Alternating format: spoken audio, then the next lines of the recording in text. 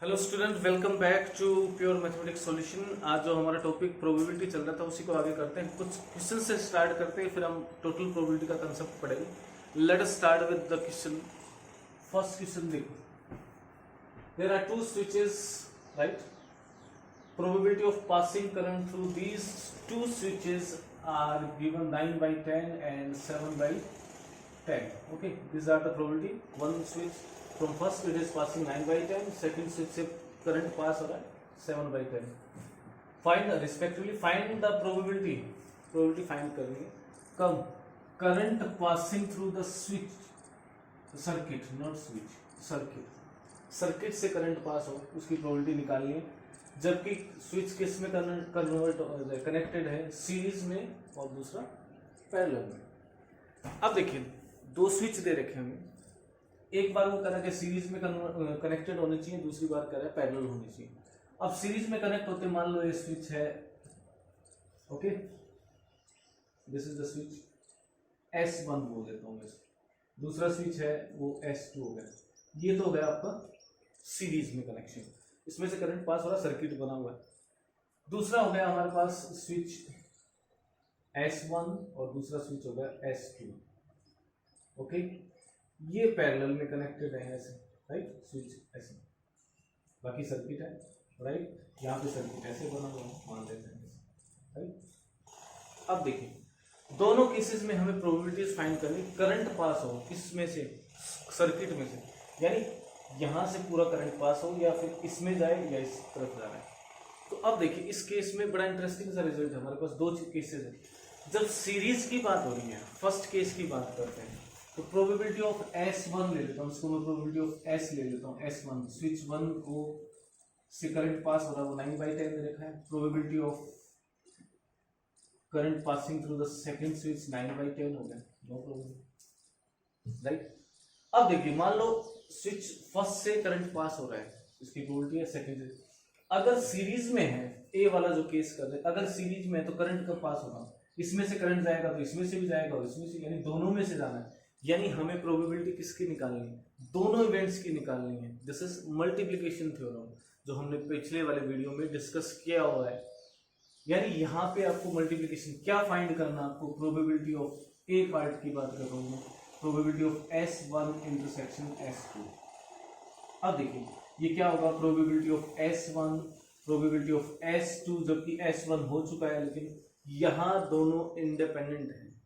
ये इस पे डिपेंड नहीं कर रहा है, इस पे, क्योंकि अलग अलग दे रखा है हमें कि दोनों, ये स्विच अलग है, ये स्विच अलग है, दोनों ऐसा नहीं कि एक साथ चल रहे हैं या इनमें कुछ कॉमन है, कुछ भी कॉमन नहीं। यानी सेकंड इसमें करंट पास हो रहा है, सेकंड में तो फर्स्ट पे कोई इफेक्ट नहीं हो रहा, फर्स्ट में करंट पास हो रहा है तो सेकंड पे कोई effect, means these events are independent events. और जब इंडिपेंडेंट है तो PS1 इंटरसेक्शन S2 क्या हो जाएगा, probability of S1 probability of S2, this is 9/10 into 7/10, okay, and this will come 63, okay, divided by 100, okay। Probability आ गई, इसकी प्रॉब्लम नहीं है। सेकंड पार्ट देखो, अगर इसी कनेक्शन को मैं क्या कहता हूँ कि वो पैरेलल में है। अब पैरेलल का मतलब क्या होगा, अगर या तो करंट कहां से पास हो, इस सर्किट से होके जाता है या फिर इस सर्किट से होता है। मान लो करंट, ये सर्किट यहां से करंट जाता है तो एक ये हो सकता है, इसको मैं ऑन ही ना करूं स्विच को, तब भी करंट पास होगा। दूसरा देखो, S1 को ऑफ कर दूं, इसको ऑन कर दूं, तब भी करंट पास हो रहा है, राइट। यानी इस केस में हमारे पास क्या है, या दोनों से करंट पास हो सकता है। इस केस में हमें क्या कैलकुलेट करना है कि एटलीस्ट वन इज ऑन, कोई एक चल रहा है, एक से पास हो रहा है, चाहे S1 से हो रहा है, चाहे S2 से हो रहा है, या दोनों से हो रहा है। और जब हम प्रोबेबिलिटी ऑफ क्या निकालेंगे, एटलीस्ट S1 और S2, इसको क्या लिखते हैं हम, देखिए एक में से पास होगा, चाहे S1 में हो चाहे S2 में, इसको हम बोल देते हैं probability of A union B या S1 union S2, first switch से भी पास हो या सेकंड से हो या दोनों से हो। और इसको हम क्या लिखते हैं, देखिए probability of S1 plus probability of S2 minus probability of S1 intersection S2। यानी ये जो प्रोबेबिलिटी है टोटल है, टोटल प्रोबेबिलिटी किसकी, S1 या S2 किसी एक से पास हो, दोनों से पास हो, दोनों एटलीस्ट वन, यानी दोनों स्विच ऑफ नहीं होने चाहिए, कोई एक और हो, चाहे फर्स्ट हो चाहे सेकंड हो या दोनों, तो करंट उससे चला जाएगा। हमें यही पूछा कि सर्किट से करंट पास होना चाहिए, स्विच से हो ना हो लेकिन सर्किट से पास हो।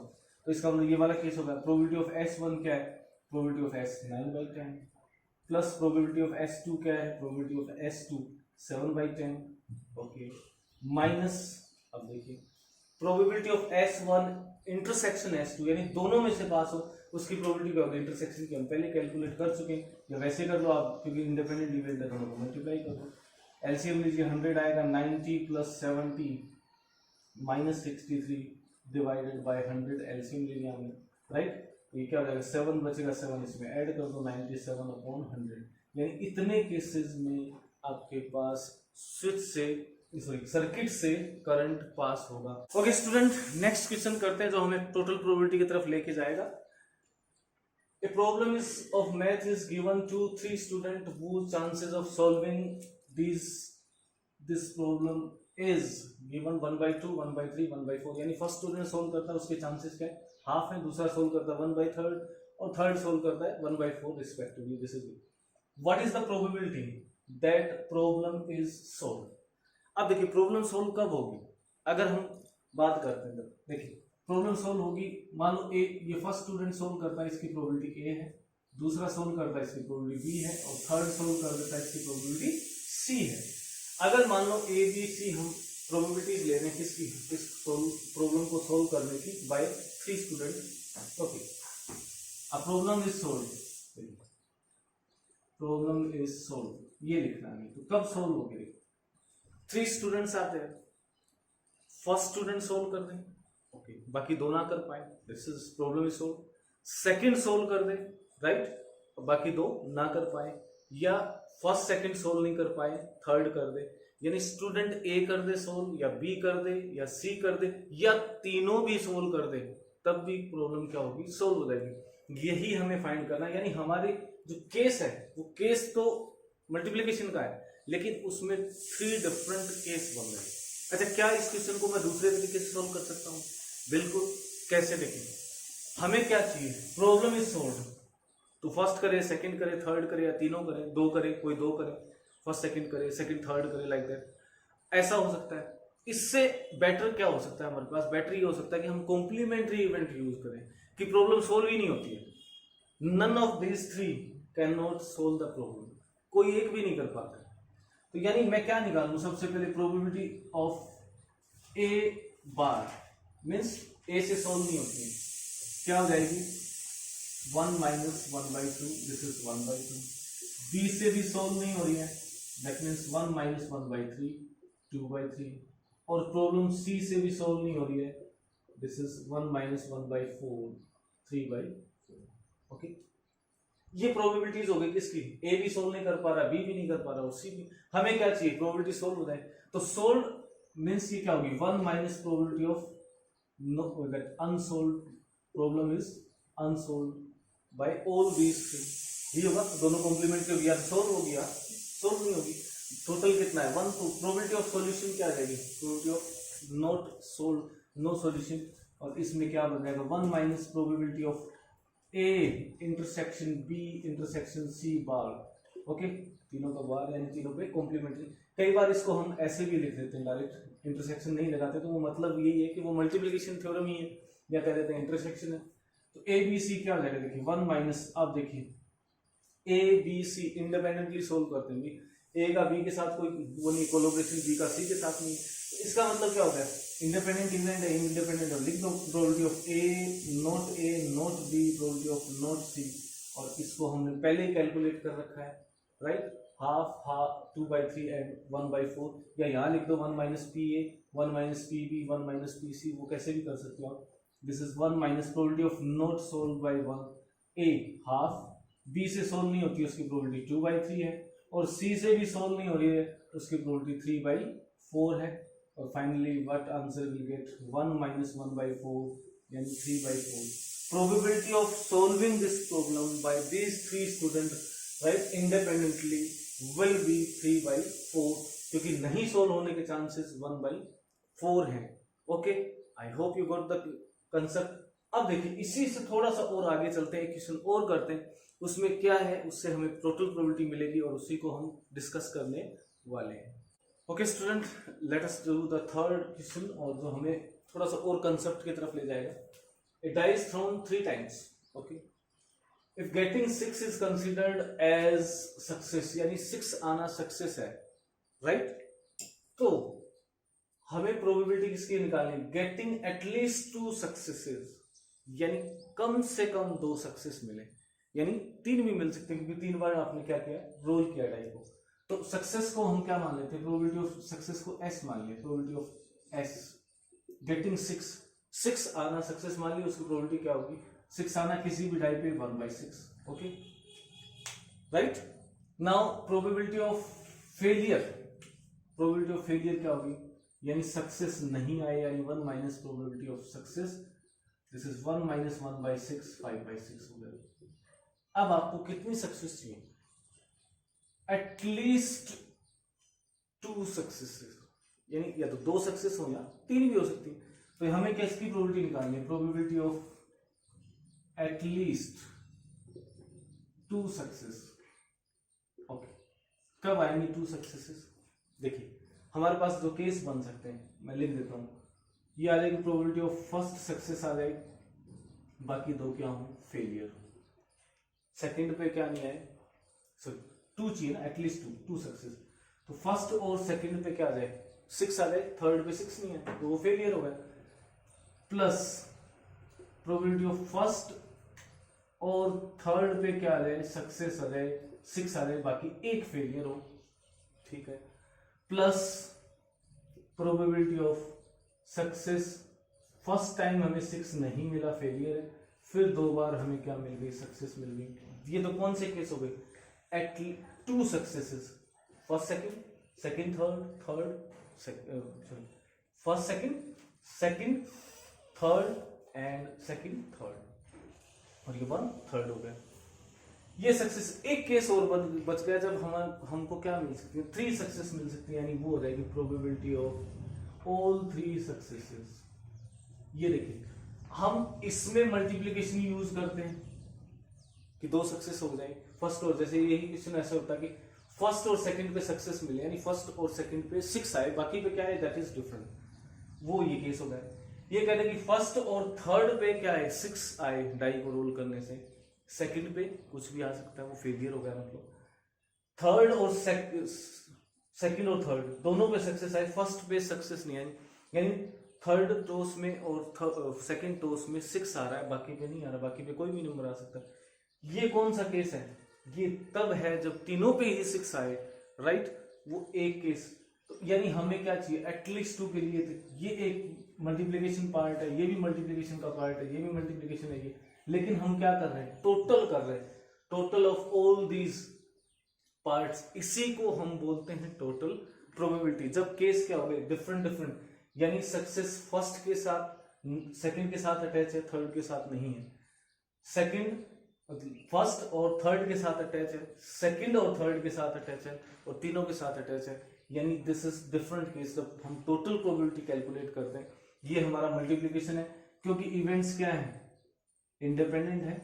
Probability of S into probability of F, याद है? सिंपल सा, फर्स्ट की प्रोबेबिलिटी, सेकंड की, थर्ड की प्रोबेबिलिटी, लाइक दैट।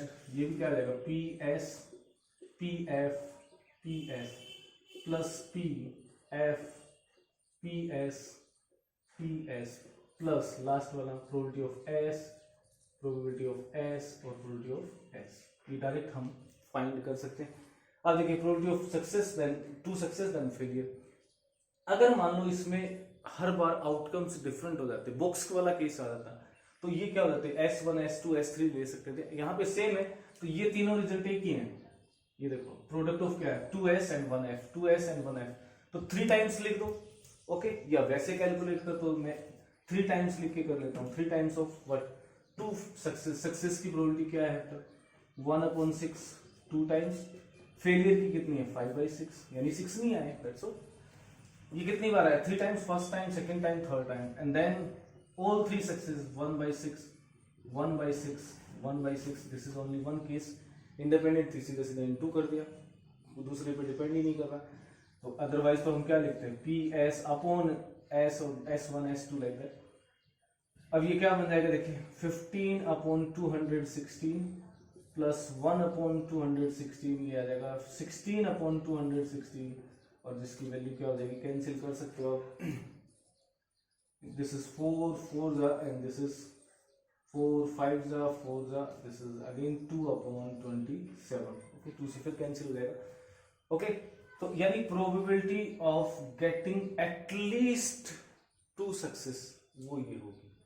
अगर आपसे पूछे कि एटलीस्ट 1 सक्सेस तो 1 को भी इंक्लूड कर लेंगे, उसके कितने केस होंगे वो भी आप कैलकुलेट कर सकते हो, कितने केस होंगे 3 केसेस होंगे। फर्स्ट पे सक्सेस आ जाए, सेकंड पे, जैसे इसमें फेलियर के केस हैं, फर्स्ट थर्ड पे फेलियर, सेकंड पे फेलियर, फर्स्ट पे, तो इसको क्या कर दूंगा, इसको एस से रिप्लेस कर दूंगा, बाकी को एफ से रिप्लेस हो जाएगा, यानी वो भी केस वही होंगे।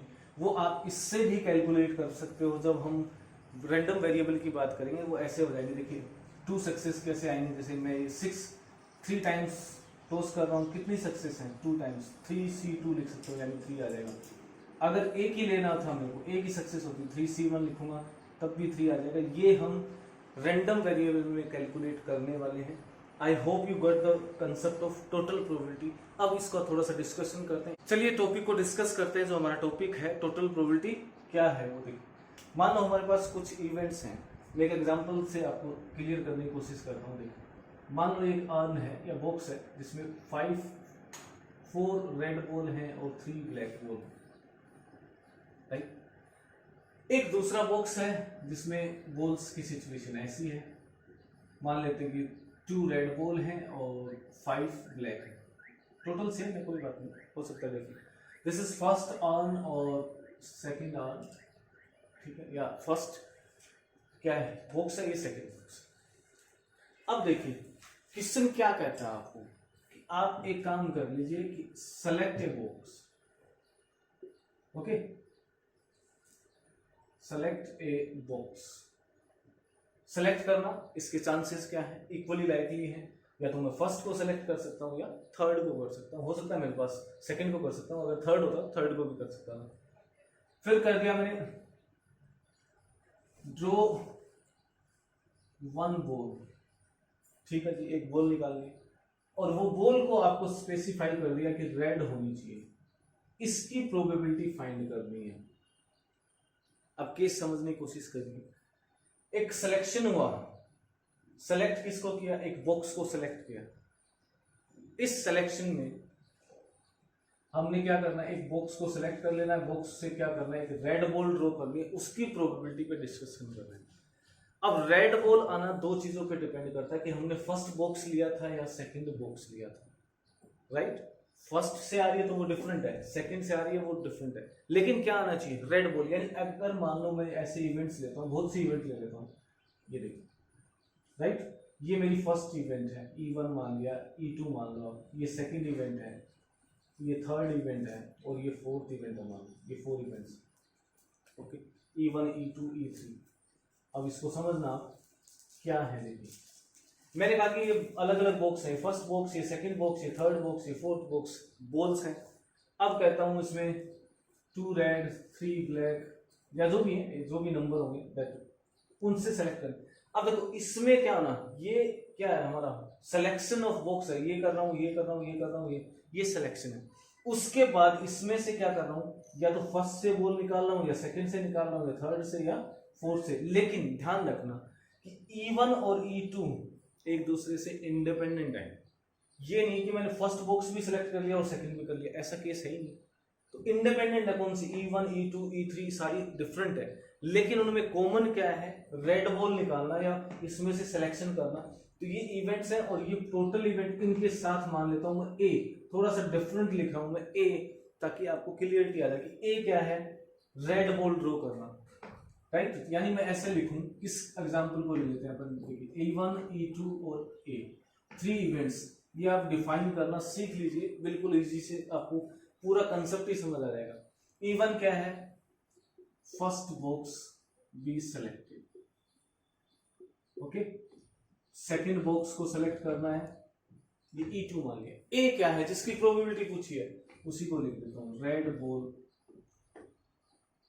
बी ड्रॉन, रेड बॉल निकालनी हमने, राइट, ये बॉल ड्रॉन भी रेड। अब रेड बॉल आना डिपेंड करेगा कि हमने पहले कौन सी, यानी ये वाला पार्ट इस पे डिपेंड करता है जिसको मैं इवेंट कह रहा हूँ इवन। अगर ये एक ही इवेंट होती है तो हम मल्टीप्लिकेशन कर देते, सीधा रिजल्ट आ जाता है। लेकिन यहाँ पे इवेंट्स क्या है, डिफरेंट डिफरेंट है। जहां डिफरेंट डिफरेंट के साथ ये क्या हो रहा, कंबाइन हो रहा, वहां टोटल प्रोबेबिलिटी यूज करनी पड़ती है हमें, जो कि हमने पिछले क्वेश्चन में भी किया है कि 2 सक्सेस आए या 3 आए, 2 सक्सेस किसके साथ सकते हैं, बाकी एक फेलियर के साथ। पोजीशन है उसमें फर्स्ट सेकंड थर्ड, सेम ऐसे ही 2 सक्सेस या 3 सक्सेस तीनों आ गई। तो यहाँ पे भी क्या है, वही सिचुएशन है कि ये जो इवेंट है ना, ये क्या करना है, किस पे डिपेंड करना, पहले कौन सी इवेंट्स हुई है, और पहले 2 इवेंट्स में से एक होगी, या तो फर्स्ट बॉक्स आएगा मेरे पास या सेकंड बॉक्स आएगा।